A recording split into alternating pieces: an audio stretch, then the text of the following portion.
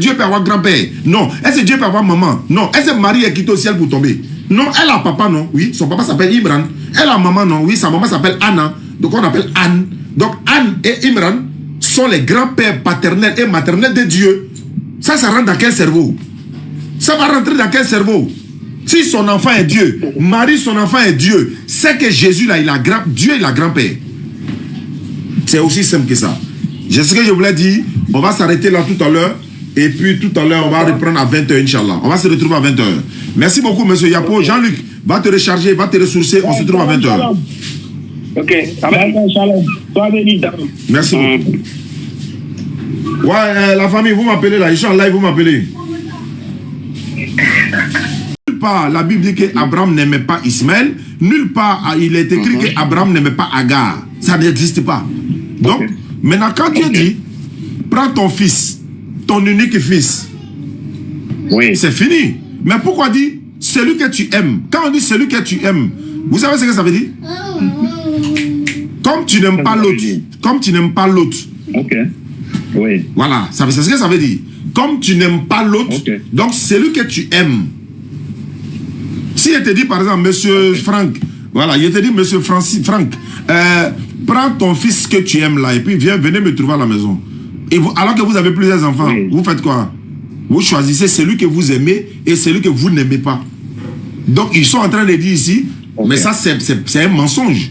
Est-ce que Abraham n'aimait pas Ismaël? Nulle part.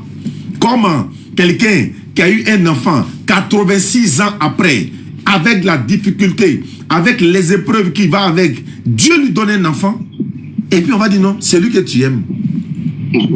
Il aimait Ismaël. Il a vécu même, c'est-à-dire que ça même, je vais laisser ça, parce que ça va rentrer dans l'ordre d'un débat avec un chrétien. Parce que comme vous n'êtes pas chrétien, donc je ne vais pas donner cet argument-là. Oui, moi, en fait, je vous écoute. Mais moi, en fait, j'ai la réponse à ce truc-là, en fait. Non, je vais vous laisser finir. Oui, quand je vais finir, voilà. Mais moi, j'ai des questions à poser. Et quand vous allez dire pourquoi on dit là, vous donnerez la preuve dans la Bible, s'il vous plaît. Vous n'êtes pas chrétien. Voilà, vous n'êtes pas chrétien. Vous n'êtes pas chrétien, vous l'avez dit. Ok, donc il dit prends ton fils, ton unique fils, celui que tu aimes, Isaac. Non, c'est trop de précisions là. Il y a quelque chose qui ne va pas. Donc nous, on a essayé de... Voilà, dans le domaine maintenant, on a fait des recherches par la grâce d'Allah. On a trouvé que Abraham, alayhi salatu wassalam, il y avait 14 ans entre Ismaël et Isaac. Abraham a eu Ismaël à 86 ans. Il a eu Ishaq à 100 ans. Et quand Dieu dit à quelqu'un, prends ton fils, ton unique fils, ça fait un. Deuxièmement, je vais maintenant parler de l'épreuve. Il dit ici, après ces choses, Dieu mit Abraham à l'épreuve. Mais l'épreuve consistait à quoi? À demander à Ibrahim alayhi salam d'immoler son fils. Parce que quoi? Dieu lui donne un enfant tout de suite, et puis il lui reprend cet enfant en demandant d'aller l'immoler. Et là, il y a une épreuve manifeste. Il y a une grande épreuve qui est là. Parce que s'il donne ce seul enfant, l'unique enfant qui est là, il n'a plus d'autres enfants encore. Je répète, le mot est là. Dieu mit Abraham à l'épreuve. L'épreuve consistait à dire à Abraham pour tester sa foi. C'est pourquoi Abraham alayhi salam est appelé le père de la foi. Donc il devait donner son fils en sacrifice. Voilà. On va retenir deux mots. Père et puis fils unique. Je continue l'histoire. Voilà. Donc il va le mettre à l'épreuve. Et je vous demande cela. Vous allez, moi je ne vais pas donner tous les arguments. D'abord je vais attendre. Mais je vais vous demander quelque chose. Je vais vous demander deux choses. L'épreuve là. L'épreuve peut-il avoir lieu lorsqu'il y a deux enfants ou bien lorsque l'enfant est unique? Première question. Peut avoir lieu dans... Oh, arrête de crier là. Oh, arrête de crier là. Il y a quoi? Tu es en train de venir, tu cries là-bas en même temps. Viens déposer ça d'abord et puis tu vas répondre là-bas. Ok, donc la question est de savoir, l'épreuve peut-il avoir lieu lorsque vous avez deux enfants alors que Dieu devait l'éprouver pour voir s'il a la foi en donnant son fils unique pour pouvoir être sacrifié sous ordre de l'Éternel Dieu. C'était pour tester sa foi. Et si Abraham avait deux enfants à cette époque-là, il n'y avait pas d'épreuve. Pourquoi? Pourquoi il n'y avait pas d'épreuve? Mais quand je donne un enfant, moi j'ai un enfant encore qui est là, donc je ne suis pas éprouvé en tant que tel. Mais quand je n'ai pas d'enfant du tout, quand je n'ai pas d'enfant du tout, quand je donne cet enfant-là, je n'ai plus d'enfant. L'épreuve est manifeste. Voilà pourquoi dans le Coran, Allah il continue pour dire c'était une épreuve manifeste. Donc, je stoppe première partie et je vous répondre à mes deux questions. Pourquoi dit-on à Jésus fils unique alors qu'il n'a pas de petits frères? Pourquoi dit-on à Isaac fils unique alors qu'il y a son grand frère, ils sont même pères? Pourquoi on lui dit fils unique alors qu'il y a son grand-père, son grand frère? Alors que pour Jésus, il est unique. On vous lui dit fils unique. Je vous écoute. Ok. D'accord. Donc, je vais répondre d'abord à la problématique de fils unique de Isaac là. Donc, quand Abraham a eu Ismaël là, est-ce qu'il s'appelait Abraham en fait? Moi, je vous écoute. Hein. Je dis, il ne s'appelait pas Abraham. Quand il a eu Ismaël, il s'appelait Abraham. Vous voyez? Et c'est après que celui que vous appelez Dieu là lui demande de changer son nom en Abraham. Vous me suivez jusque là? Je vous suis. Voilà. Et maintenant, quand il devient Abraham, en fait, c'est ce que les chrétiens appellent une nouvelle naissance. Il devient une autre personne, en fait. C'est un nouveau personnage. Et ce nouveau personnage appelé Abraham là, c'est là qu'il gagne un fils qui s'appelle Isaac. Donc, effectivement, Isaac est le seul fils de Abraham. En fait, si je veux bien m'expliquer, la Bible et tout ça là, pour moi, c'est une fiction. C'est pas des trucs qui ont vraiment existé. Est-ce que vous me comprenez? Mais je vais faire comme si c'est des choses qui ont existé. Non. Quand c'est comme ça, c'est une perte de temps. Vous ne pouvez pas venir... Non, je vous explique. Vous ne pouvez pas venir soutenir quelque chose. En fait, la réalité est quoi? C'est que vous êtes chrétien, mais vous vous cachez. En fait, vous avez peur de m'affronter. Non. Vous vous cachez. Je ne suis pas chrétien. Mais vous n'êtes pas... Ok, supposons que je suis chrétien. Non, ce n'est pas une supposition même. Vous avez dit que vous n'êtes pas chrétien. Vous avez dit que vous n'êtes pas chrétien. Vous ne prenez pas de position. Vous êtes là pour poser des questions pour qu'on vous donne la réponse. C'est un livre que j'ai lu. Non, si vous avez lu, votre foi n'est pas une foi chrétienne. Donc, vous ne venez pas... Ça m'empêche de lire. Non, je n'ai pas dit de ne pas lire. Je n'ai pas dit de ne pas... Est-ce que moi je suis chrétien? Moi, je lis la Bible, non? Moi, je suis chrétien. Est-ce que moi je suis chrétien? Mais le problème est que ce n'est pas... La Bible, là, c'est pas tout qui est fiction pour moi. Alors que pour toi, tout est fiction. Non, c'est possible. C'est possible qu'il y ait des vérités. C'est possible. Non. C'est possible. Vous avez dit que pour toi... Vous avez dit tout à l'heure que c'est une fiction. Alors, quelque chose qui est une fiction, là, vous quittez là. La plupart des personnages bibliques sont de la fiction. Oui, mais attendez, bon, voilà ce qu'on va faire. Voilà ce qu'on va faire. Ça, c'est une improvisation maintenant. Voilà ce qu'on va faire. Laissons la Bible et le Coran. Toi, ta croyance, là, c'est quoi? Allons dans ta croyance. Est-ce que je suis obligé d'avoir une croyance, en fait? Oui, mais non. Mais si tu n'as pas une croyance, là, je vais dire, est-ce que tu ne crois pas à l'existence de Dieu? Ça dépend de ce que vous appelez Dieu, en fait. Je parle du créateur de ceux de la terre, l'éternel. Dieu, c'est un mot. Bon, d'accord, je laisse Dieu. Je laisse Dieu. Je parle de l'être suprême, voilà. Pour moi, il n'y a pas un être suprême. Très bien. Nous tous, nous créons l'univers, en fait. Donne la preuve. La preuve, ça veut dire quoi? Je ne comprends pas ce que vous voulez dire. Attends, tu me dis quelque chose sans preuve, quoi. De croire à ça comme ça, quoi. Aveuglement, quoi. Donne une preuve au moins. Donc, non. Écoutez-moi le Coran. Moi, quand je débat pas pour avoir raison. Hein. Non. Je débat pour avoir l'opinion de quelqu'un et donner mon opinion. Oui, nous aussi, on veut connaître ton opinion et puis connaître avec qui on échange. C'est mon opinion que je donne. Oui, mais toi, ton opinion, là, tu n'as pas de... En fait, c'est comme moi, j'ai dit. C'est comme moi j'ai dit, okay, avec si le... Vous allez me dire quoi? J'ai bien. C'est comme moi j'ai dit par exemple, le téléphone avec lequel nous sommes en train d'échanger là, ça n'existe pas. Mais je n'ai aucune preuve. Où est la preuve? Mais au moins le téléphone, on peut le montrer, ou bien? Bon d'accord. Maintenant, on peut le montrer. Je vais savoir que... Si moi je vous demande... J'ai bien ça. Si moi je vous demande, ok, le Dieu créateur de truc là, du ciel et de la terre là, vous pouvez me montrer, qu'est-ce que vous allez dire? Voilà, je peux répondre. Est-ce que je peux répondre à ça? Ok, allez-y. Lui là, il est invisible. Selon lui-même, il nous a enseigné cela. Personne ne peut le voir et puis tu vas vivre. C'est comme par exemple, toi tu peux... J'arrive. Je vais te donner une preuve. Est-ce que tu peux regarder le soleil avec tes yeux? Ok, allez-y. Est-ce que je peux regarder le soleil avec mes yeux? Non. Pourquoi pas? Pourquoi pas? Pourquoi pas? Pourquoi pas? Parce que c'est très fort. Ça dépend. Alors, quand on te dit Dieu dit on ne peut pas le voir, tu n'es pas d'accord, mais tu ne peux pas regarder le soleil avec tes yeux. Et puis tu dis non. C'est de ça qu'il s'agit. Non, moi, je n'ai pas dit que Dieu n'a pas dit, mais Dieu a dit. Ça, c'est vous qui ça va pour rien. Ça, vous. Oui, mais la réalité est là. Quand vous dites Dieu a dit là, Dieu a dit à qui? En fait. D'accord, très bien. Maintenant, on va se comprendre. Moi, je veux savoir d'où vous venez. Pour être sur la terre ici, là, d'où vous venez? De mes parents. Très bien. Tes parents viennent de qui? De leurs parents. Très bien. Qui est le premier de tes parents? Le premier de mes parents. Il faut qu'on remonte à l'histoire. Montons où on veut. Il y a au moins un premier. Il y a forcément un premier. Donne-moi son nom. Oui, ce premier-là, c'est qui? Est-ce que vous connaissez? Non. Moi, il ne vient pas de mes parents. Hein. Moi, ce n'est pas mes parents qui m'ont créé. C'est toi qui dis que tu viens de tes parents. Et tes parents viennent de leurs parents. Les parents viennent de leurs parents. Donne-moi le nom du premier de tes parents. Le premier de tes parents, là. Le premier de mes parents. Moi, je connais mes parents immédiats, au moins. Oui, mais attends. Comment toi, tu dis que tes parents viennent de leurs parents, non? Oui. Et leurs parents viennent de qui? Je vais répéter seulement qu'ils viennent de leurs parents. Très bien, mais on va arriver forcément à un premier parent. Ce premier parent-là, comment on va aller? Oui, mais c'est toi qui as dit que tu viens d'eux, alors que tu ne viens pas d'eux. Tu ne viens pas de tes parents, comment tu viens de tes parents? Ok, vous verrez tout.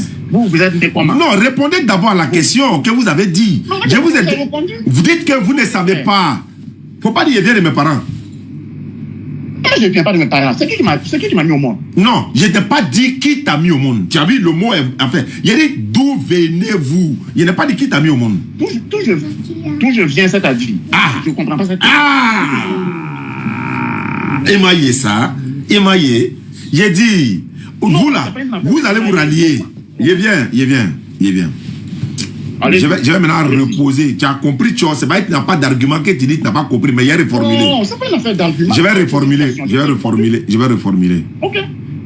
Qui t'a créé? Mes parents. Très bien. Vous avez tous compris, hein? Maintenant, qui a créé tes parents? Leurs parents. Leurs parents. Très bien. Qu'est-ce qu'on appelle créer? C'est quoi la création? Créer, c'est mettre en existence. Ce qui n'existait pas. Faut ajouter le mot là. Qui m'appelle? Faut ajouter le mot là. Mettre en existence ce qui n'existait pas. Faut mettre le mot ce qui n'existait pas. Voilà, si vous voulez. Non, pas que je veux, c'est ça qui est la réalité. Maintenant, quand nous venons de nos parents... Voilà, maintenant, voilà, quand c'est mes parents qui m'ont mis au monde, on appelle ça la procréation. C'est pas la création, mais la procréation. La procréation, c'est pas la création. Moi, je parle de la création. Toi, tu parles de procréation. Non. Moi, je te parle de la création. Est-ce que... J'ai dit, est-ce que vos parents... Dites-moi comment vos parents ont fait pour vous créer, quoi. Je veux savoir. Vous-même, vous savez. Je n'ai pas besoin de le dire. Non, moi, je ne sais pas où. Comment tes parents t'ont créé? Création. Ils m'ont mis au monde. Non, attends, tu confonds mettre au monde et puis créer. Ou bien c'est le français qui, moi, ou bien c'est moi, je ne parle pas bien, ou bien c'est moi, je ne comprends pas français. Comment créer? On peut créer, par exemple, je peux créer un objet. Est-ce que ça veut dire, par exemple, moi, par exemple, je peux créer un vase, non? Je peux créer un vélo, ou bien, n'est-ce pas? Attends, ce vélo-là est sorti. Est-ce que ce vélo-là est sorti de toi? Ça peut sortir de moi, mais... Très bien. Moi, je vais savoir. Pour amener à l'existence l'être humain que nous sommes, qui est à la base? Ça, maintenant, j'ai aucune réponse à ça. Allahu Akbar. Allahu Akbar. Merci beaucoup pour dire que tu n'as aucune réponse. Maintenant, moi, j'ai te donné ma réponse. Parce que, d'abord, quand tu dis que tu n'as... Donnez-moi votre réponse. Il vient. Quand tu dis que tu n'as aucune réponse là, ça veut dire que tu es prêt maintenant à écouter la réponse de l'autre et non polémiquer. Parce que toi, tu n'as pas de réponse. Votre réponse. Voilà. Je veux votre réponse. Ça ne veut pas dire que votre réponse est vraie, mais je veux écouter. Non, moi, ma réponse est forcément vraie. Puisque toi, tu ne peux pas contredire. Non, c'est pas possible. Non. D'accord, je vais y arriver. Sourate 35, verset 1. Louange à Allah. Le Coran. Je suis désolé. Je peux lire? Allez-y. Donc, Sourate 35, verset 1er. Louange à Allah, créateur des cieux et de la terre, qui a fait des anges, des messagers, dotés de 3 ou 4 ailes, il ajoute à la création ce qu'il veut. Ça fait un premier point. Deuxièmement, Sourate 32, s'il te plaît, fils. Sourate 32, versets 6 et 7 et 8. Sourate 32, versets 6, 7, 8. C'est lui le connaisseur des mondes inconnus et visibles, le puissant, le tout miséricordieux. Verset 7, qui a bien fait tout ce qu'il a créé. Voilà il dit c'est lui, il a bien fait tout ce qu'il a créé. Il a commencé la création de l'homme à partir d'argile.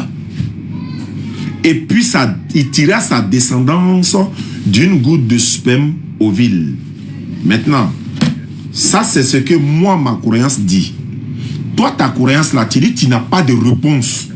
Maintenant, moi, c'est ma croyance là qui prend le dessus maintenant. Parce que toi, tu n'as pas de réponse. Alors que moi, au moins, j'ai une réponse, même si tu ne crois pas, mais j'ai au moins une réponse. Mais toi, tu n'as pas de réponse, tu n'as pas de preuve, tu ne peux rien dire contre ça. Je t'écoute. Attends. Voilà, allô, je t'écoute maintenant. Ok, si vous me demandez 1 plus 1, ça fait combien? Moi, je dis que je ne sais pas. Maintenant, on vous demande à vous, vous dites que 1 plus 1, ça fait 4. Est-ce que ça veut dire que ce que vous avez dit... 1 plus 1 fait 2. Ça fait 2, ça ne fait pas 4. Voilà. Donc, c'est pour dire que c'est pas parce que vous donnez une réponse que ça veut dire que vous... Oui, mais si moi, je donne une réponse que toi, tu dis que tu ne sais pas, c'est pour moi qui est vrai. Puis toi, tu ne sais pas. Non, je suis désolé. Non, au moins, si tu as une réponse contradictoire avec des preuves, on va comparer. C'est comme par exemple, je prends un exemple, on te dit... Maintenant... Attends, je viens. Oui. On met par exemple 2 êtres humains devant toi. Celui-là, il est qui? On dit c'est un homme. L'autre est une femme. Moi, je l'ai dit. Et toi, tu dis tu ne connais pas. Au moins, tu peux dire une réponse qui n'est pas vraie, mais tu dis tu ne connais pas. Après, quand tu dis tu ne connais pas là. Je ne suis pas obligé de donner une réponse. Non, tu n'en as pas même. Tu n'as pas réponse même. C'est pas comme tu n'es pas obligé. Donc ça fait déjà un. Deuxièmement... Sinon, ce que vous avez lu là, vous avez lu dans le Coran, non? Non, je vais te montrer ça. Attends, je vais te montrer ça dans la réalité. Je vais te montrer ça dans la réalité. Et ça là, tu vas accepter. Regarde, tu vas accepter. Regarde, je vais savoir quelque chose. Quand un homme couche avec sa femme là, qu'est-ce qu'il introduit dans sa femme pour que l'enfant, elle tombe enceinte? Du sperme. Mais c'est ce qui est écrit ici. Dans Sourate 32, verset 8 là, c'est ce qui est écrit. Vous pensez que... ok, je vais vous poser une question. Mais est-ce que ça... Non, il faut contredire ça là d'abord. Non. Contredis quoi? Tu n'as pas dit c'est le sperme. Contredis que c'est écrit. Non, tu n'as pas dit... Non, attends d'abord. Avant que tu sois né là, le Coran avait dit que c'est le sperme. Nous, les êtres humains que nous sommes, à part Adam. Ok. Mais toi, tu viens de... Attends, quand toi tu dis c'est le sperme là, c'est écrit où que c'est le sperme? C'est écrit où? Donne-moi une preuve. C'est des scientifiques, c'est de la science. Non, donne-moi une preuve. C'est trop vague. Dans plusieurs revues scientifiques, c'est écrit. Donne le nom de un, par exemple. Avec le chapitre. Par exemple, on va vérifier. On va pas jouer aussi grand. On sait que c'est écrit dans plusieurs revues scientifiques que c'est le sperme qui, avec l'ovule qui donne un... Non, qu'est-ce qui prouve que ce que les scientifiques ont dit est vrai? Je te demande quoi? Allez-y, parle bien. Qu'est-ce qui prouve? Parce que si on fait un test, ça donne ça. Non, moi je ne parle pas des tests. Attends, il a dit qu'est-ce qui prouve que ce qu'ils ont dit là est vrai? Puisque ce que le Coran dit est faux, qu'est-ce qui prouve que les scientifiques là, ce qu'ils ont dit est vrai? Je n'ai jamais dit que c'est faux. Je n'ai jamais dit que c'est faux. J'ai jamais dit que c'est faux. Ah, mais tu as dit quoi? Jamais. J'ai dit, vous avez dit, vous parlez du Coran comme si le Coran même est venu au monde avant les êtres humains, en fait. Non, c'est pas ce que j'ai dit. Non, c'est pas ce que j'ai dit. Le Coran... Voilà, non, il ne faut pas dire ce que je n'ai pas dit. J'ai dit, vous faites comme si. Je n'ai pas dit que vous avez dit ça. J'ai dit, vous faites comme si. Donc, parce que tout ce que vous citez dans le Coran, en fait, les gens savaient ça avant que ce soit dans le Coran, en fait.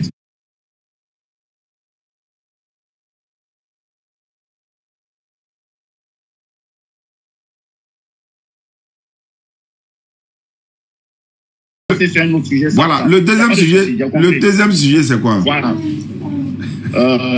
Vous aimez dire voilà, expliquez-moi. Quand Jésus dit, je suis venu, je paraphrase, hein, je suis venu pour sauver les brebis de la maison d'Israël, ça veut dire quoi? Mais ça veut dire ce que ça veut dire. Jésus dit que Dieu m'a envoyé uniquement pour les enfants. Ça ne veut pas dire ce que ça veut dire, justement. Ça ne veut pas dire ce que ça veut dire. Je vais expliquer. Non, quand toi tu me poses question, je réponds. Oui. Et puis on va voir comment tu vas répondre. Jésus dit, je n'ai été envoyé qu'aux brebis perdues de la maison d'Israël. La maison d'Israël ici, c'est les 12 tribus d'Israël. Les 12 enfants de Jacob là, les 12 tribus d'Israël. Voilà, ça ne va pas au-delà de ça. Même dans la Genèse, il est dit dans Genèse chapitre 19, Genèse chapitre 17, verset 19, il est dit ceci. Dieu dit, je ferai une alliance avec Isaac et sa postérité après lui. Et sa postérité après lui. Quand Jésus vient là, avant même l'arrivée de Jésus-Christ, Dieu a établi que sa mission va se limiter qu'à son peuple. On ne parle même pas des enfants d'Israël ici seulement. On dit son peuple. Est-ce que ça c'est vrai? Ok, son peuple. Non, pas ok. Je veux savoir si c'est vrai d'abord. Il ne faut pas dire ok. Est-ce que c'est vrai? Je dis oui, c'est écrit. Mais est-ce que c'est vrai? Mais si c'est écrit, c'est que c'est vrai, non? Donc quand on dit son peuple là, est-ce que son peuple c'est l'humanité tout entière? Non, c'est pas l'humanité. Donc je t'écoute maintenant. Non, pas du tout. Je t'écoute. Voilà, donc en fait, Israël là, quand dans le verset, quand on utilise le mot, en fait, Israël là, c'est pas une région, c'est pas un pays, c'est un nom. Et Israël signifie, ça maintenant vous pouvez faire des recherches si vous voulez, tout de suite même. Israël signifie celui qui lutte avec Dieu. Et vous voyez dans la fable de où Jacob lutte avec Dieu là. Quand il finit de lutter avec Dieu là, il prend quel nom? Il prend le nom d'Israël. Donc après la lutte avec Dieu, il prend le nom d'Israël. Donc Israël veut dire celui qui lutte avec Dieu. Donc ça veut dire que Jésus est venu pour les brebis égarées de ceux qui luttent avec Dieu. C'est ce que ça veut dire. Ça c'est ton... Attends, aujourd'hui, attends, il y a te poser une question. Allez-y. Aujourd'hui, si tu prends l'avion, tu vas en Israël là, c'est chez qui? Chez celui qui lutte avec Dieu ou bien tu es dans un pays? Non, ça c'est un pays. Ça, on parle de pays. Non, tu dis que c'est pas un pays. Non, hein, tu dis que c'est pas un pays. Donc, faut pas changer. Non, mais je parle d'un contexte. Je parle d'un contexte. Alors, mais quand tu mets dans son contexte, le contexte dont toi tu parles là-haut, c'est pas de même contexte que Jésus est venu. Jésus dit, il est venu pour les brebis perdues de la maison d'Israël. Les brebis perdues, les brebis perdues. On n'a pas dit celui qui a lutté avec Jacob. La maison d'Israël. Comment un pays va avoir une maison? Ah, mais attends, quand on parle... Attends. Si je vous dis la maison de la Côte d'Ivoire, ça veut dire quoi? Attends, c'est la version, la traduction qui vous a induit en erreur. On dit, Jésus dit, je n'ai été envoyé qu'au peuple d'Israël. Le brebis perdu, la maison là, il parle du peuple. Dans d'autres versions de la Bible, il y a plusieurs versions de la Bible. Le peuple d'Israël, c'est le peuple... C'est le peuple d'Israël qui est là aujourd'hui. C'est le peuple d'Israël qui est là aujourd'hui. C'est le peuple d'Israël qui est là. Il dit les 12 tribus. Quand on dit les 12 tribus là, est-ce que c'est d'une personne on parle? Quand on dit c'est celui qui a lutté avec Jacob là. Que maintenant quand on dit les 12 tribus, ça veut dire quoi? Ceux qui luttent avec Dieu. Je dis ceux qui luttent. Maintenant quand on dit les 12 là, c'est les 12 là qui ont lutté avec Dieu quoi. 12. En fait, si on va rentrer dans tout ça, ça sera compliqué. Non, il faut qu'on explique. En fait, et puis d'ailleurs, la Bible a été écrite avec de la numérologie. Donc, non, il vient. Et puis de deux, tu dis là, ils ont qui a lutté avec Dieu? Je dis Jacob. Je dis quand Jacob a lutté avec Dieu là. Attends, il a lutté tout à l'heure là. Tout à l'heure, quand il disait Dieu, tu as dit Dieu a un sens. Le Dieu avec qui il a lutté là, c'était quel Dieu? C'est le Dieu de la Bible, le personnage imaginaire de la Bible là. Oui, attends, personnage imaginaire, c'est pas grave. Le créateur des cieux et de la terre ou bien qui? Je me dis que c'est ça. Oui. Est-ce que ça vaut la peine d'échanger avec toi-même? Toi, tu connais même pas. C'est un ange. C'est avec un ange il a lutté. Tu dis le personnage imaginaire. C'est un chrétien. Il se cache. En fait, tu es un chrétien, mais tu te caches. Faut pas te cacher. Tu as peur de quoi? Je suis en train de vous enseigner en fait. Je suis en train de vous enseigner. Donc, à partir d'aujourd'hui, quand on dit Israël là, allô, ça c'est pas le pays, c'est pas la région. Non, en fait, ça veut dire ceux qui vivent avec Dieu. On est fini. Certes, Voilà, certes. Non, moi j'accepte qu'on m'enseigne. Hein. On ne finit jamais d'apprendre. Voilà. Mais il y a des choses que tu peux pas démontrer par la grâce d'Allah. Le problème c'est quoi? Le problème tu dis non, j'ai bien. Si vraiment tu connaissais la Bible, tu n'allais pas dire Jacob a lutté à être Dieu, le vrai Dieu créateur de la terre. Tu n'allais pas dit ça? Non, moi je sais pas. En fait, c'est vous qui avez cette conception de Dieu. Non, c'est toi qui as donné le verset. Tu dis Israël veut dire ça. Israël veut dire Jacob a lutté à être Dieu. Maintenant, le Dieu avec le Dieu avec qui Jacob a lutté là, c'était qui? Moi je sais pas c'était qui. C'était quel Jésus? Bon, j'ai pas le temps pour rien. Il y a un autre qui essaie de m'appeler. Aïcha, comment elle s'appelle? Aïcha et puis Dawarele. Vous savez que l'autre compte là, on vient de supprimer, non? Est-ce qu'on pourra faire live des Momo, comment il s'appelle? Jean-Luc ce soir. Les gens, bon, tu vois, vous savez, moi mes comptes là, les gens sont tellement, en Dula on dit, ils sont tellement dans la main derrière moi, ils veulent faire sauter mes comptes même. Donc là, il faut qu'on fasse attention. Aujourd'hui, il y a live à 20h. Jean-Luc et puis un gars qui vont faire débat sur la divinité de Jésus. Je suis obligé de faire ça ici. Allô? Allô? Walaikum salam. Allô? Il y a un frère qui veut échanger avec Jean-Luc sur la divinité de Jésus. Ce frère-là, il habite où ça? Il s'est déplacé même en Haïtia. Il s'est déplacé à cause de ça. Il s'est déplacé pour venir à Haïtia ville. Non, quand il vient faire le marché le vendredi là. Il est où actuellement? Il est avec moi ici. Non, faut lui dire, moi j'ai mes représentants à Issia. Je vais les appeler tout de suite là. Ils vont aller le rencontrer. Ils vont s'asseoir, débat face à face. Ils vont lancer live. Il n'a pas besoin de Jean-Luc pour ça. Inch'Allah. Donc, il faut me le passer. Il faut me le passer. Il faut me le passer. Tiens. Allô? Bonsoir. Bonsoir, monsieur. Ça va bien? Oui, je vais bien parler. Vous voulez faire débat avec qui? En tout cas, c'est un petit échange. Avec qui? Bon, moi je ne connais pas la personne, mais il m'a dit qu'il y a un frère qui est chrétien, qui ne croit pas que Jésus-Christ est Dieu. Bon, ne quitte pas. Ne quitte pas. Maman, il y en a boire maintenant. Maman, faut fermer, voilà. Ne quittez pas. L'autre compte là a sauté, hein, les gars. On ne sait pas comment on va faire ça. Hein. L'autre compte là, il y a un problème là-dessus. Donc, l'autre compte là, il y a un problème. Pourquoi il y a un problème? Parce que si on n'a pas pu faire live là sur TikTok aujourd'hui là, on va faire uniquement sur YouTube et Facebook. Donc, ce ne serait pas de ma faute. Par l'autre compte là, il était en plein live, pas, c'est coupé en même temps. On est live supprimé. Bon, peut-être que ça c'est mon deuxième compte secours qui est là.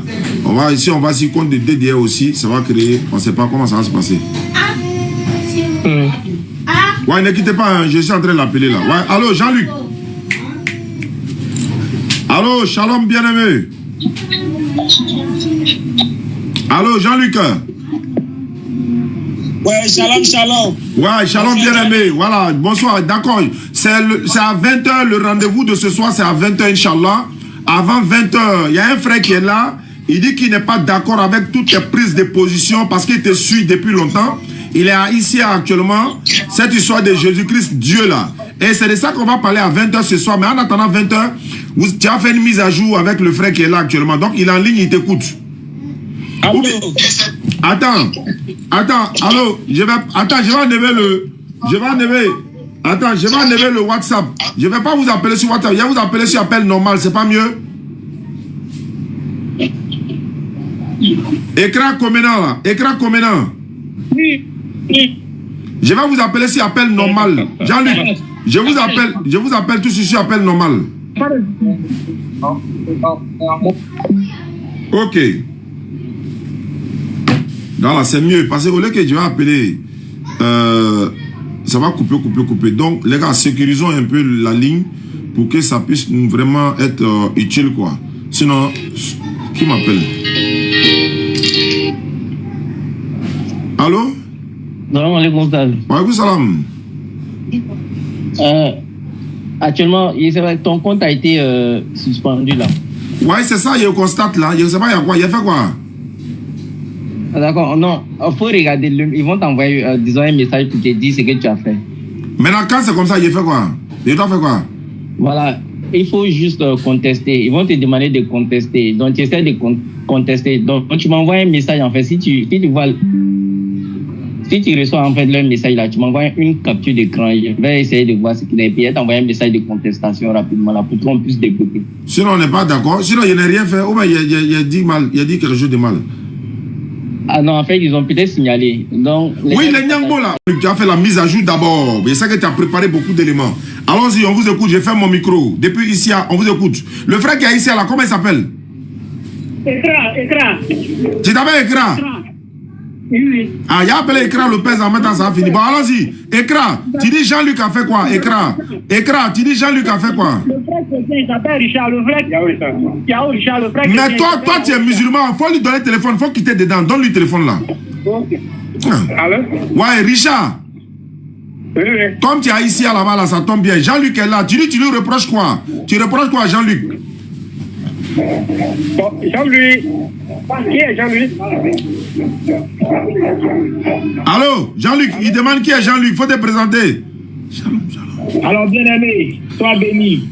Je suis Jean-Louis. Voilà, pasteur à l'église Assemblée de Dieu ici à Cocody, dans la commune, on va dire dans le quartier de Angré.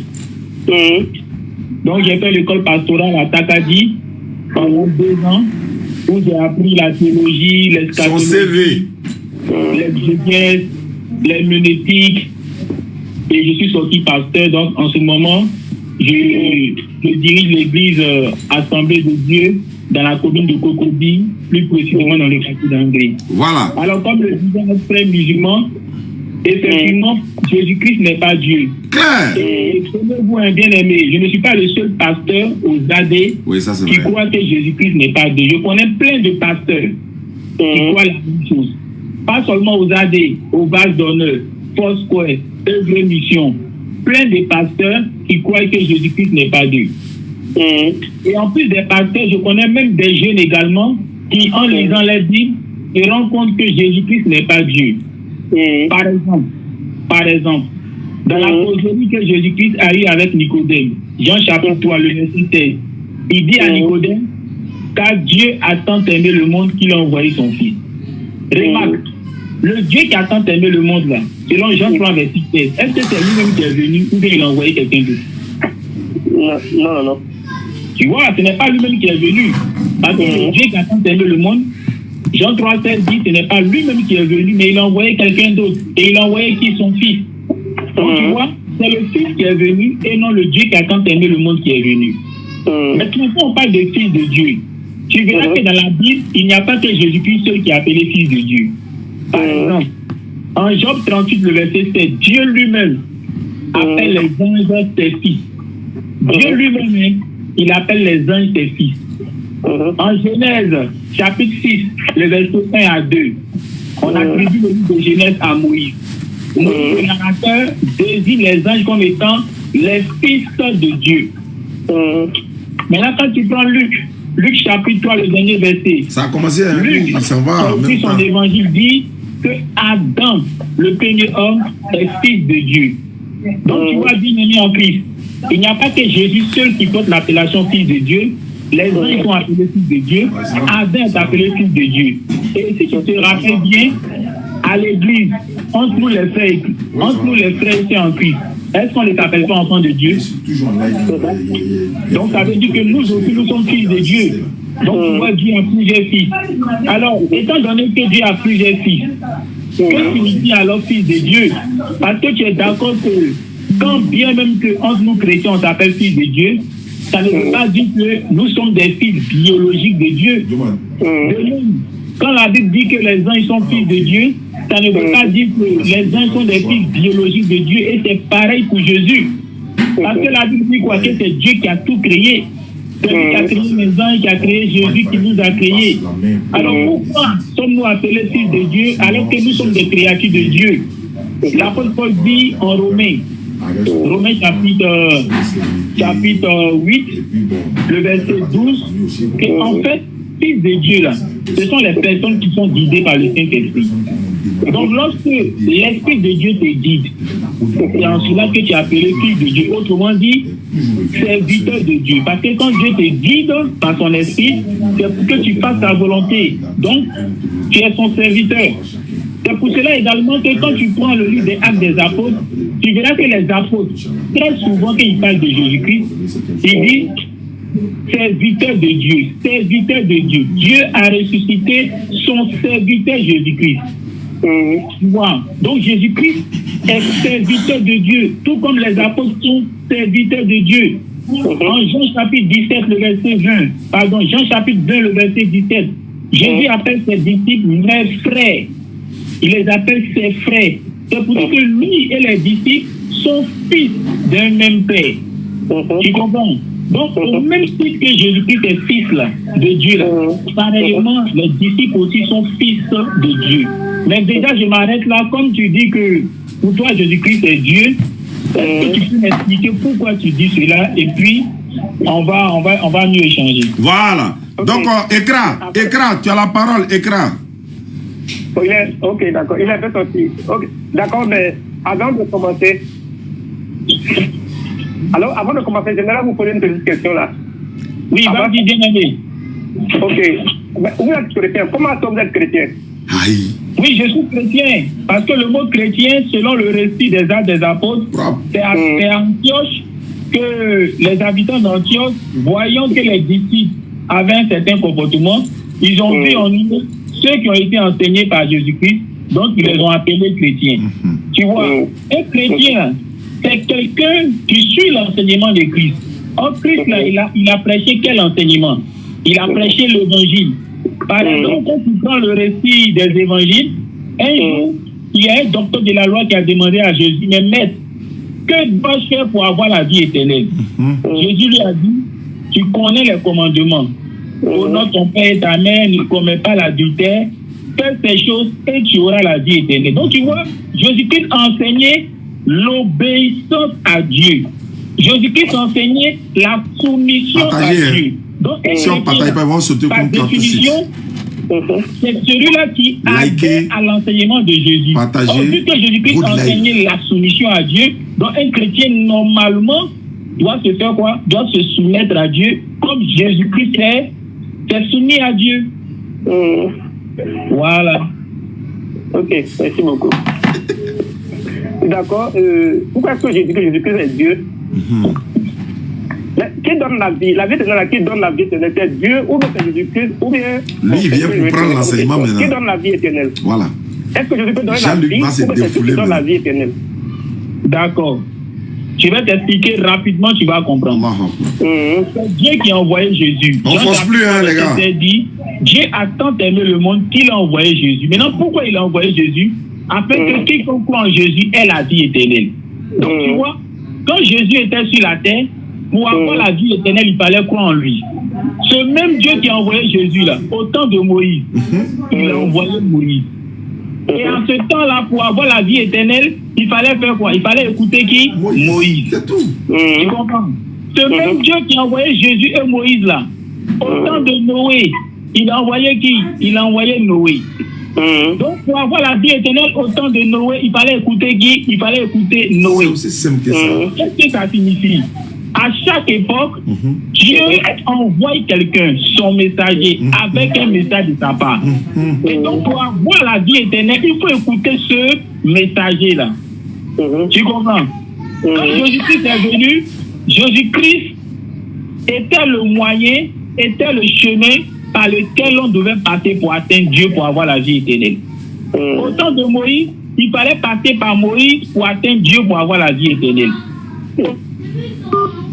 Quoi? Mes unités? Non, c'est pas possible.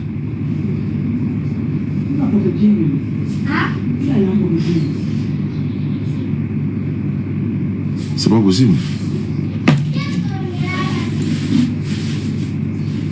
Soit c'est l'un d'eux qui ont coupé la peine.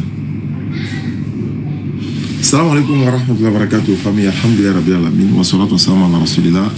C'est vrai, on est jusqu'au nord de la Côte d'Ivoire, il y a un problème de réseau. Voilà.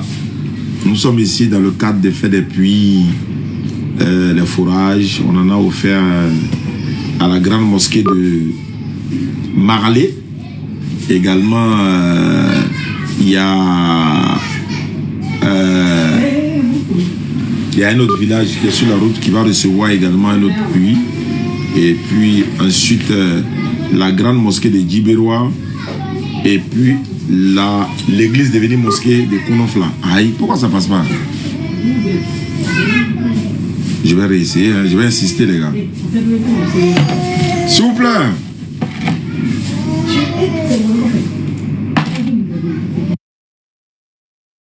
C'est pas normal. Abaka, dès que j'ai fini d'envoyer les captures d'écran de contestation de l'autre côté, là, il faut qu'on conteste, on n'est pas d'accord. Voilà. Le réseau. Qu'est-ce que c'est la Bible? Je prends Jean chapitre 1, le verset 19 à 22.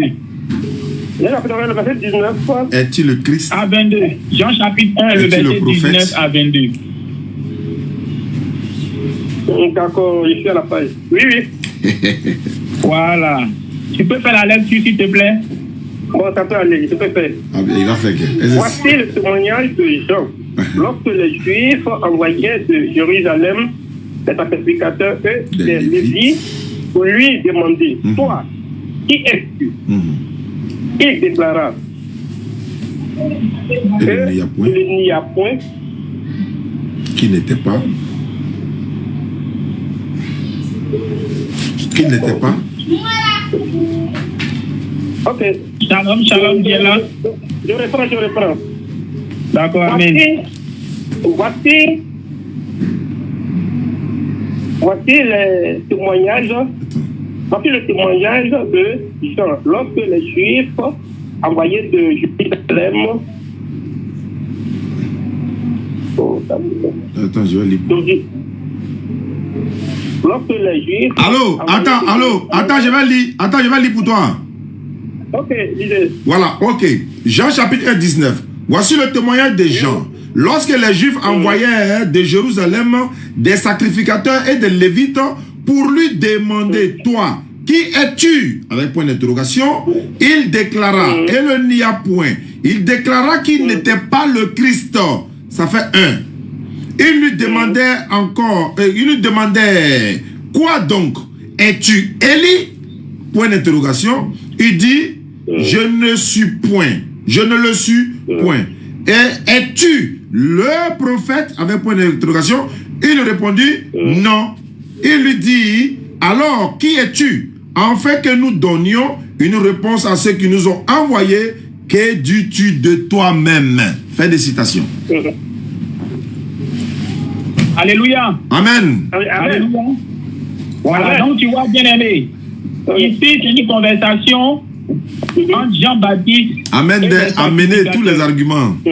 Tu vois, les différentes questions que les sacrificateurs ont posées à Jean-Baptiste nous apprennent quelque chose.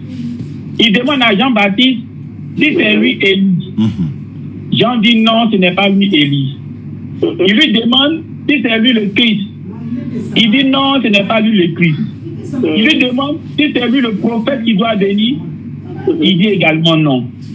Tu vois, ces trois questions qu'ils ont posées à Jean-Baptiste montrent que à leur époque là, au moment où ils parlaient à Jean là, ils attendaient au moins 3 personnes. Ils attendaient Élie qui devait venir. Ils attendaient aussi le Christ qui devait venir. Et ils attendaient enfin le prophète qui devait venir. Donc c'est pour ça qu'ils demandent à Jean-Baptiste si Jean est l'un des 3, c'est-à-dire s'il est soit Élie, soit le Christ ou bien le prophète. Mais tu vois, bien aimé, nous en Christ, on sait que c'est Jésus qui est le Christ, n'est-ce pas? C'est ça. Voilà. Et Élie, Jésus lui-même nous a dit que c'est Jean-Baptiste qui est Élie. Oui. Maintenant, et le prophète c'est qui? Question. Non, je te pose la question, le prophète là maintenant c'est qui? Le prophète c'est Jésus-Christ. Aïe. Non, puisqu'il y a 3 personnes qui doivent venir. Il y a Élie, il y a le Christ, et puis 3e, le prophète. Jésus répond que c'est lui qui est le Christ. Et il dit que c'est Jean-Baptiste qui est Élie. Donc, les deux sont déjà trouvés. Élie, on sait que c'est Jean-Baptiste. Le Christ, on sait que c'est Jésus. Maintenant, et le prophète, là, lui, c'est qui? Moi, je dis aussi que le prophète, c'est Jésus-Christ. Aïe. Donc Jésus-Christ était à la fois le Christ et le prophète qui devait venir. Oui, oui. Maintenant, et Élie qui devait venir là, c'était en même temps Jésus aussi. Non, Élie, c'est pas Jésus. Aïe. Mais pourquoi tu dis que Jésus est en même temps le Christ et le prophète, et puis tu ne dis pas que c'est lui qui est Élie? Non, parce que si je dis que Jésus-Christ, c'est lui qui est le prophète, parce que dans le même passage ici, dans Jean, le chapitre 1, verset 45, là-bas, ils ont dit que celui que Moïse a écrit, c'est lui qui est là. Oui, mais Moïse a parlé de qui devait venir, du Christ ou bien du prophète. C'est-à-dire quand Jésus a dit ça là, Jésus parlait du Christ que Moïse a annoncé, ou bien il parlait de Élie que Moïse a annoncé, ou bien il parlait du prophète que Moïse a annoncé. Jésus-Christ, il a même temps le Christ, il a même temps le Fils de Dieu, il a même temps le prophète. Maintenant, Élie, il n'est pas Élie en même temps. Il n'est pas Élie. Mais tu vois que c'est pas intéressant. Par contre, tu as commencé là. Tu dis qu'il est le Christ, il est le prophète, mais tu dis qu'il n'est pas Élie. Mais pourquoi tu ne dis pas qu'il n'est pas Élie? C'est je ne peux pas dire parce que c'est selon les Écritures. Je ne peux pas dire ça comme ça parce que... Ok, bon, d'accord. Vous avez dit, vous avez donné un verset à bien, c'est très intéressant. D'accord? On va maintenant revenir, on va venir maintenant dans le même texte, dans Jean le chapitre 1. Nous allons lire le verset 1 jusqu'à 14. Quelqu'un a pour lire? Oui, moi je vais faire la lecture. Voilà. On va faire, au fur et à mesure qu'on lit, on marque une pause pour essayer de comprendre. Exactement. Ce qui est dit. Exactement. Voilà, parce que si on va finir de tout lire, il y a des idées qui vont nous échapper. C'est pour aller dire au 14, avant la parole était faite chère. Au commencement était la parole. Dis-moi, est-ce que Dieu, il est au commencement ou bien il est avant le commencement? Question. Dieu est au commencement ou avant le commencement? Oui, c'est ma question. On dit au commencement était la parole. Est-ce que Dieu, il a eu un commencement ou bien il est avant le commencement? Là, on parle de ce monde-là, le monde qui a été commencé là. C'est le monde là. Oui, c'est de ça qu'on parle aussi. Maintenant, est-ce que Dieu, il est au commencement ou bien il est avant le commencement?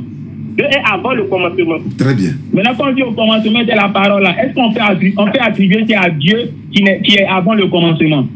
Là, on tient compte de la création. Oui, on sait. De ce monde-là, du monde-là, qui a été créé là, c'est de ça qu'on parle.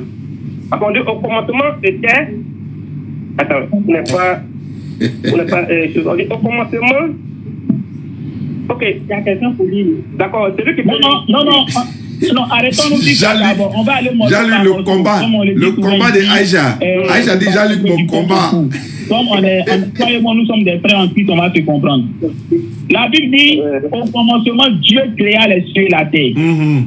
Donc, au commencement, là, c'est les cieux et la terre qui ont été créés. Est-ce que Dieu, lui, là, il n'existait pas avant ce commencement-là? Bien sûr. Il n'existait pas avant le commencement. C'est une question. Est-ce que quand la Bible dit au commencement, Dieu créa les cieux et la terre, là, avant ce commencement-là, est-ce que Dieu n'existait pas? Dieu existait. Donc, est-ce que Dieu, il est avant le commencement ou bien il est au commencement? Il dit Dieu est avant le commencement. Très bien. Maintenant, on dit au commencement était la parole. Est-ce que Dieu, il est au commencement ou il est avant le commencement? Il est avant le commencement. Donc, est-ce qu'au commencement était la parole? La parole appelle Dieu qui est avant le commencement. Dieu, c'est sa parole. Dieu ne peut pas très bien. Non, il n'y a pas de problème. Okay. Est-ce que ta parole, c'est toi ou bien ta parole, c'est quelque chose que tu produis, qu'on appelle ta parole? Ok, ma parole, je dis que ma parole, c'est moi. C'est toi. Ce n'est pas quelque chose que tu produis, quelque chose qui sort de toi. C'est pas ça ta parole. C'est ça qui est ma parole. Non, je veux qu'on soit clair. Est-ce que ta parole, c'est toi ou bien c'est quelque chose que tu produis qui sort de toi qu'on appelle ta parole? Ok, d'accord, bon, d'accord, je vais te répondre. Ma parole, je dis que ma parole, c'est moi. Et la parole aussi, c'est quelque chose que moi je produis parce que la parole est en moi. Ça sort de moi. Parce que tout à l'heure, si j'ai une parole qui est compliquée, on peut m'arrêter pour ce que j'ai dit là. Donc ma parole est égale à moi. Non, il a compris. Étant donné que si tu insultes quelqu'un, c'est toi qui vas attraper, c'est ça, non? C'est ça même. Si tu prends caillou aussi pour taper quelqu'un, est-ce que c'est caillou-là qui vont attraper ou bien c'est toi qui vont attraper? C'est moi-même qui vont attraper. Donc, tu vois que même si le caillou tape quelqu'un aussi, c'est toi toujours qui vont attraper. C'est ça. Donc, c'est toi qu'on attrape parce que c'est toi qui as fait l'action. Oui, oui. Tu n'es pas l'action, mais c'est toi qui as produit l'action. Effectivement. C'est ça. Donc, tu as produit la parole, mais tu n'es pas la parole. Et comme c'est toi qui as produit la parole, c'est que cette parole-là a eu comme conséquence, là, ça t'engage. Ok, bon, d'accord. Moi, je vais poser une petite question. Oui, oui, non, est-ce qu'on se Il est d'accord. On se comprend. Il est d'accord, que. Mais t'es en train de... On se comprend, non? C'est comme par exemple, tu prends... Oui, oui, vas-y, bien aimé, vas-y. D'accord, la question là. Est-ce que toi et puis ta parole est deux? Il y a une différence entre toi et ta parole. Ma parole, c'est un produit de moi. C'est comme mon doigt. Mon doigt, là, c'est une partie de moi. Quand on dit l'être humain, là, l'être humain, c'est composé de plusieurs parties. Il y a la tête, il y a le tronc et il y a les 4 membres. C'est tout ça là ensemble qui fait l'être humain. C'est comme il y a l'âme, il y a l'esprit et le corps. C'est tout ça là mis ensemble qui fait l'être humain. Mais si tu prends partie par partie, ce n'est pas l'être humain, c'est une partie de l'être humain. C'est comme l'esprit. L'esprit est une partie de l'être humain. L'âme est une partie de l'être humain. Le corps physique est une partie de l'être humain. Mais c'est tout ça là mis ensemble qui te fait toi. Mais pris séparément, ce sont des parties de toi. C'est ça qu'on se comprend. On se comprend. C'est comme ta tête est une partie de toi. Ton bras est une partie de toi. Tu comprends, non? Ton cœur est une partie de toi. Tu comprends? Mais tout ça là, mis ensemble, là, c'est ça qui fait toi. Tu comprends? Je comprends très bien. Voilà. Maintenant, de façon figurée, quand on dit par exemple, comment on appelle ça? Parce que tu as giflé quelqu'un avec ta main, on dira que c'est toi qui l'as giflé. Pourquoi? Parce que c'est toi qui as produit l'action. Oui. Tu comprends, non? Voilà. Donc on t'attribue les conséquences parce que c'est toi qui as produit l'action. C'est la même chose si tu prends par exemple, tu prends l'eau pour verser sur quelqu'un. C'est pas l'eau là qu'on va condamner. On va pas condamner l'eau là. Mais toi qui as produit l'action, c'est toi qu'on va condamner. Tu comprends, non? Donc, Dieu, il produit la parole. Voilà. Donc, lui, là, c'est lui qui donne existence à la parole. Donc, cette parole-là, on va dire, est un fruit de lui. C'est lui qui fait venir la parole à l'existence. Tu comprends? Voilà. Mais Dieu lui-même, là, avant le commencement, il existait. Voilà. Tu comprends en fait, non? Donc déjà, cette parole-là, étant donné qu'elle est au commencement et que Dieu existait avant le commencement, ça montre déjà que Dieu et la parole, est-ce qu'on peut dire qu'ils sont la même chose? Oui. Pourquoi ils sont la même chose? C'est même pourquoi je dis ça, parce que avant qu'un homme commence à parler, il a avec sa parole. Parce que lui n'est pas là et puis sa parole va venir après. Est-ce que tu penses que Dieu là c'est un être humain, qui voit Dieu comme un être humain? Parce que quand Dieu commence, était la parole là, toi tu vois ça comment? Toi tu penses que quand Dieu ouvre sa bouche pour parler là, c'est ce qu'on appelle, c'est cette parole là qu'on parle en Jean chapitre 1. Pourquoi? Ahmed Didat dit que quelqu'un dit la Bible doit être mise sur scellé. C'est Ahmed Didat qui l'a dit. C'est que la parole crée. Je crois que c'est un autre pasteur qui avait dit ça. Tu sais ce que tu dis là au moins, mais la parole elle-même, je vais parler de la parole elle-même. La parole elle-même, c'est qui? Tout ça, c'est pour aller démontrer si Jésus est Dieu n'est pas Dieu. Regardez. D'accord, on va poursuivre. On dit au commencement était la parole. Voilà. Donc déjà ici, ça montre que cette parole-là a eu un début. Cette parole-là est venue en première position. Alors on dit la parole était avec Dieu. Est-ce que tu comprends? On n'a pas dit que la parole était Dieu. La parole était Dieu. Mais avant de dire que la parole était Avant de dire que la parole était Dieu, on dit au commencement était la parole. C'est-à-dire qu'il ne faut pas prendre la fin de la phrase pour conclure. Il faut prendre le début pour aller jusqu'à la fin. Voilà, c'est tout ça la question. Voilà. C'est comme on dit par exemple, au commencement de la classe de 6e du collège de Cocody, vous vous appelez comment? Moi, c'est Yao Richard. Voilà, au commencement de la classe de 6e du collège de Cocody était Yapo. Et Yapo était... Non, c'est pas Yapo, c'est Yao. Attends, je prenais juste... Je vais remplacer la parole par Yapo et puis on va se comprendre. Au commencement du collège de Cocody était Yapo. Et Yapo était avec l'Ivoirien. Écoutez, hein. Et Yapo était Ivoirien. Tu as compris? J'ai compris. Au commencement de la classe de 6e du collège de Cocody était Yapo. Et Yapo était avec l'Ivoirien. Et Yapo était Ivoirien. Tu as compris? J'ai compris. Déjà qu'on dit au commencement de la classe de 6e du collège de Cocody était Yapo, c'est pour dire que tu es le premier des élèves de la classe de 6e de Cocody. C'est ce que ça veut dire. Et quand tu fus le premier des élèves de la classe de 6e de Cocody, tu étais avec l'Ivoirien. Tu comprends, non? Donc l'Ivoirien avec qui tu étais là, ce n'est pas toi. Maintenant, on termine en disant que toi, tu es aussi Ivoirien. Tu comprends un peu, non? Non seulement tu es le premier de cette classe de 6e du collège de Cocody, et quand tu fus le premier, tu étais avec un certain qu'on appelle l'Ivoirien, et que toi-même là, on dit que tu es Ivoirien aussi. Tu comprends? Je prends un autre exemple aussi pour que tu puisses comprendre. Vous allez vous arrêter un peu, parce que je pense que les exemples que vous avez donnés, ça me semble un peu truc, parce que c'est un peu compliqué, quoi. Vous voyez, vous ne savez pas qu'on va aller un peu et puis oublier de c'est Bible qui vous a mis dans tout problème là. Donc là, on n'est pas dans ça là. Hein. C'est Bible qui vous met dans problème. Oui, vas-y, bien aimé.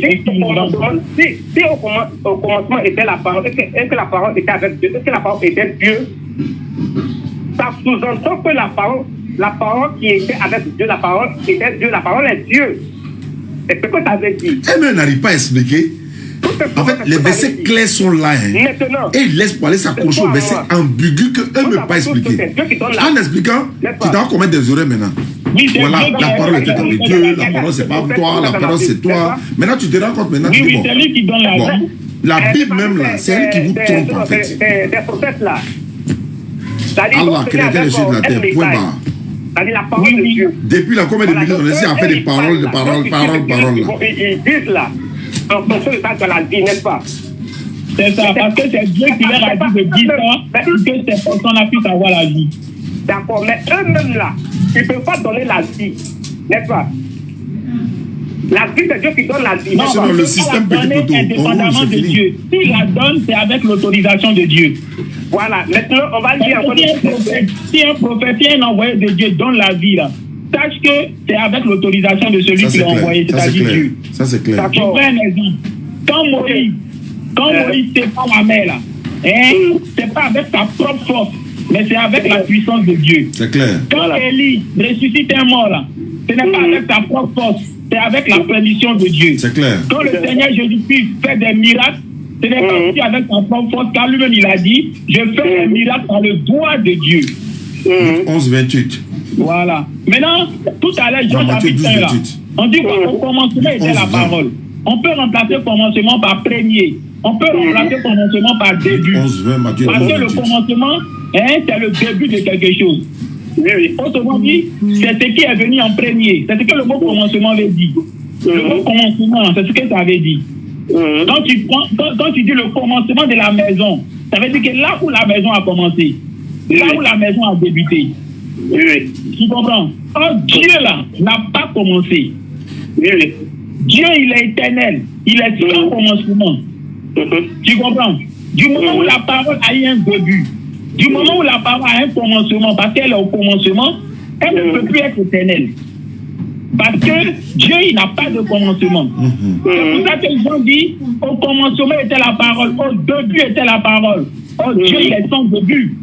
La parole a un début, mais Dieu, lui, il est sans début. Claire. Au commencement était la parole, au début. Je prends des synonymes, mais juste pour qu'on se comprenne. Au commencement était la parole, c'est la même chose que j'ai dit. Au début était la parole, c'est la même chose que j'ai dit. En premier était la parole.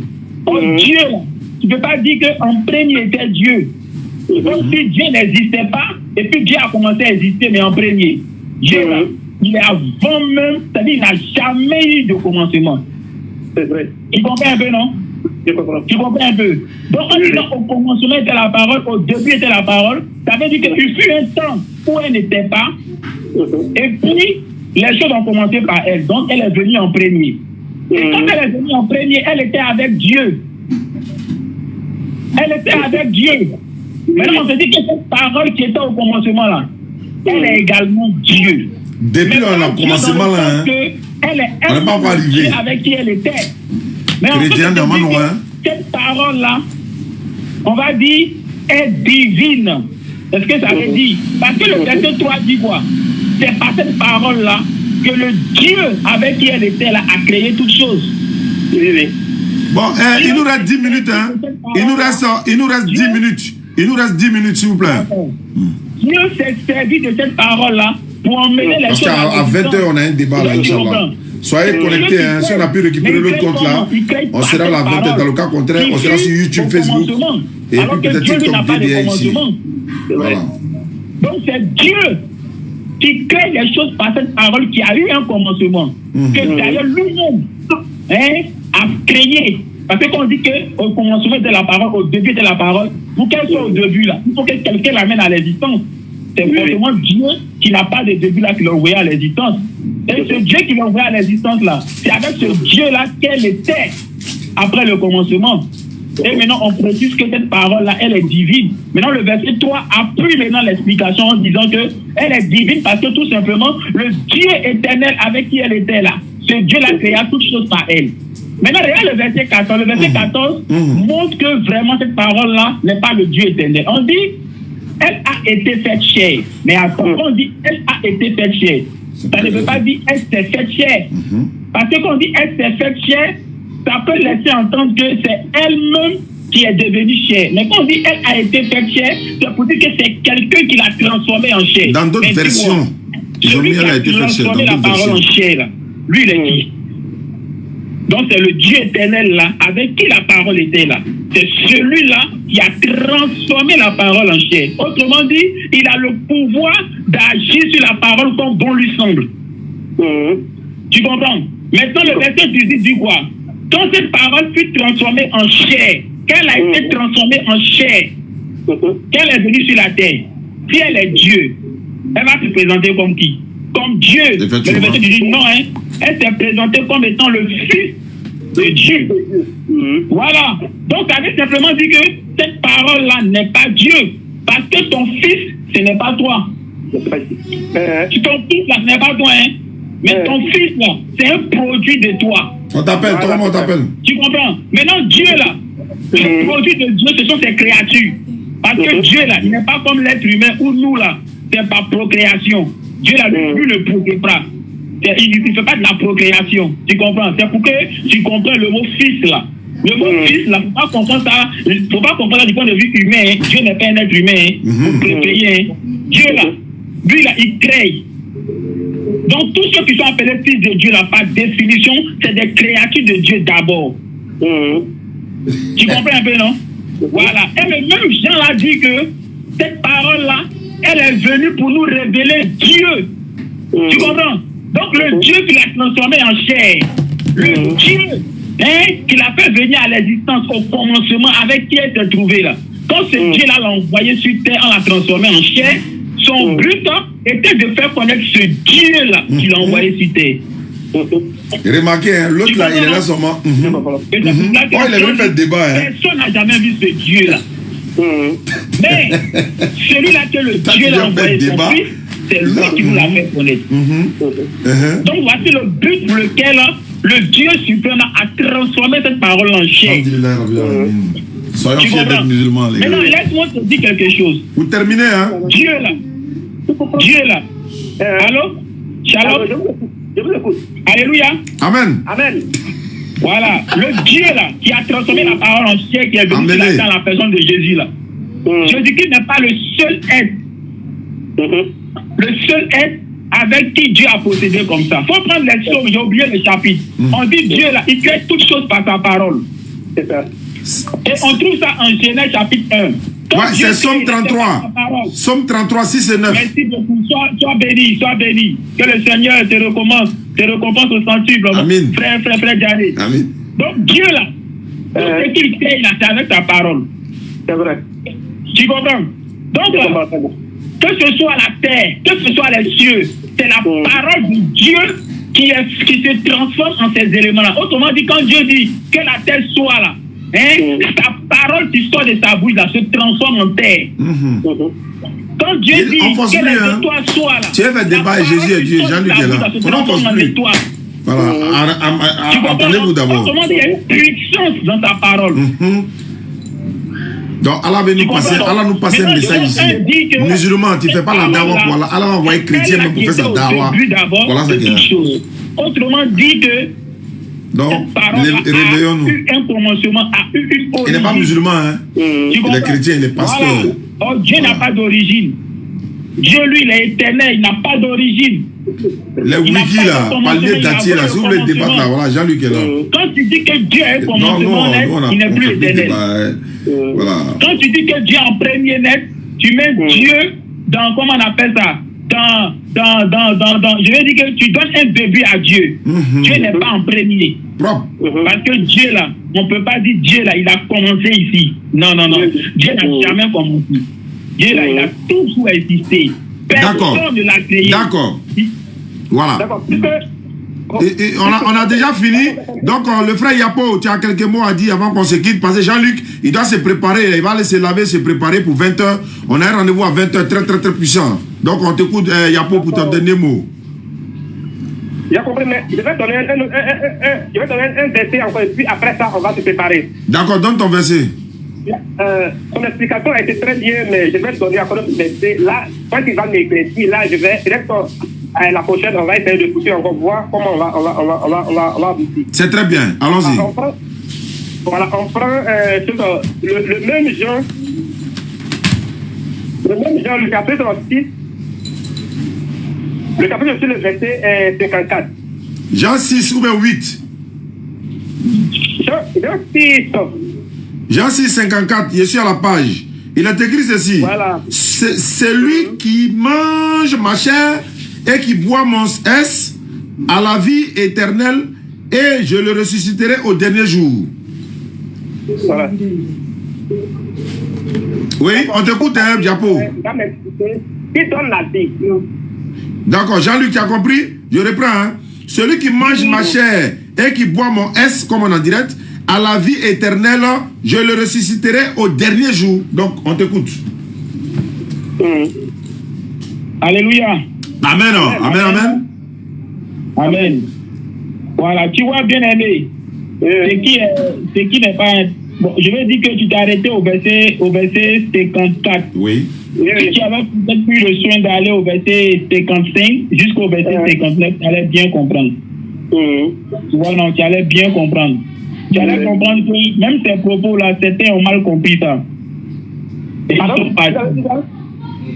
Shalom? Oui. Ce que je veux dire, quand Jésus-Christ a prononcé ces paroles-là, au moment où il prononçait ces paroles, selon les évangiles, les gens ont mal compris ça. Ils ont dit, mais quelle parole répugnante! Comment il peut nous demander de manger sa chair, de boire son sang? Et puis ils sont partis. Jésus a demandé à ses disciples, mais vous ne partez pas aussi. Partagez quoi, on met like, tout ça là. Parce que si on ne met pas les likes, les partages là. Mais Seigneur, veille qu'il y ait des paroles qui donnent la vie éternelle. Et c'est là que Jésus va répondre en disant, le corps ne sert de rien, mais c'est l'esprit qui vivifie. Vous voyez. Donc ici, Jésus-Christ parle au sens figuré. Il parle au sens figuré. Mais eux, ils ont compris ça au sens propre. Et ils sont partis. Mais les disciples, ils ne sont pas partis parce qu'ils savaient que ça ne devait pas être pris au sens propre. D'ailleurs, Jésus-Christ leur donne l'explication. Parce que lui-même, il dit au verset 57, toujours dans le même récit de Jean chapitre 6 là, que comme le Père, tu suis? Comme le Père qui est vivant m'a envoyé et que je vis par le Père, ainsi celui qui mange ma chair vivra par moi. Tu comprends, non? Je comprends très bien. Donc il dit que c'est le Père qui l'a envoyé. Et que lui, là, c'est grâce au Père que lui vit. Autrement dit, sans le Père, là, lui ne peut pas vivre. Donc c'est le Père qui lui a donné la vie. De même aussi, ce Père qui lui a donné la vie, il a dit que si lui, Jésus-Christ, à nous, on le mange, on aura la vie. Mais est-ce qu'il a dit qu'on va manger physiquement la chair de Jésus? Non. Non. On vient de me signaler ici. En disant, on vient de m'envoyer un message tout de suite. Il y a converti. Donc, s'il vous plaît. Autrement dit, on va couper tout de suite là. Sinon, ils vont bloquer ça là. On ne pourra pas faire live de 20h. Donc, manger sa chair comment? Jésus-Christ a donné des enseignements.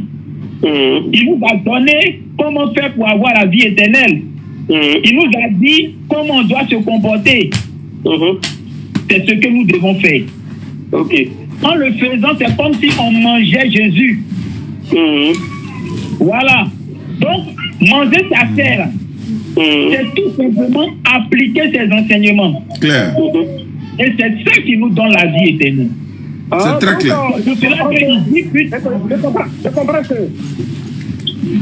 Je comprends que. Donc, je veux qu'il donne la vie là. C'est-à-dire que ce n'est pas lui-même qui donne la vie. Non. Parce que comme lui, il fait la volonté de Dieu. Voilà. Donc c'est la volonté de Dieu là qui donne la vie aux gens. Sinon que lui ne donne pas la vie. N'est-ce pas? C'est pas comme vous avez dit? Non, non, non. En réalité, c'est Dieu qui donne la vie. Mais Dieu donne la vie comment? Dieu donne la vie en envoyant quelqu'un. Dieu donne la vie en envoyant quelqu'un. C'est quelqu'un que Dieu envoie là.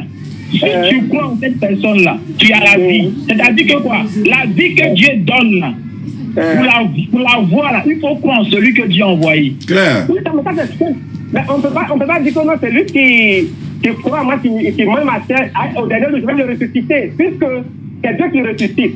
N'est-ce pas? Mais effectivement, c'est ça même. C'est Dieu. C'est Dieu. Écoutez un peu. Oui, pardonnez, Jérémie. Voilà. Et là, il a dit que celui qui croit en lui, c'est-à-dire celui qui mange sa chair là, au dernier jour, c'est lui qui va le ressusciter, n'est-ce pas? C'est ça. Or, nous savons tous que c'est Dieu qui donne la vie, c'est Dieu qui ressuscite.